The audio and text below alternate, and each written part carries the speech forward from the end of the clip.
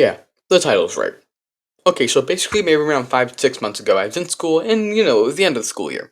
Students were excited as the end neared closer. In the middle of class, my friend leaned over to me and said, what's that on your nose? It's been there for quite a bit, maybe a few weeks, but I didn't really think much about it. Literally, the next day after the end of the school year, the quote unquote pimple had literally doubled in size. Keep in mind that this was during the time I was basically sick and dying. I already made a video about that experience. But anyways, 1 week later, doubled in size again. Now at this point I was starting to get a little bit concerned because I was like, oh god, is this a tumor? Is it cancerous? Am I gonna die? Thankfully, I didn't.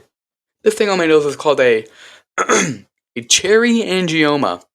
I was playing on my PC, watching some YouTube, and I was picking on it. And at some point, also viewer discretion is advised. I picked on it too much, and it bled everywhere. And the angioma was like half off my face.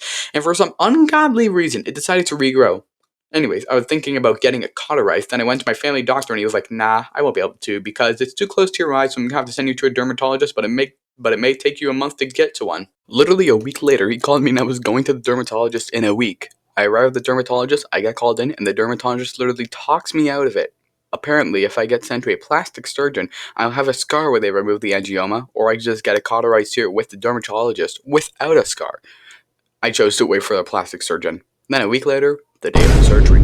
At this point, even on the drive there, my heart was pounding. I get called in, I get local anesthesia, which is basically just freezing, and then I lay down on the bed, and the surgeons got to work.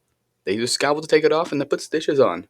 After the surgery, I had the most amount of adrenaline I've ever had in my entire damn life. I actually felt like I was about to pass out.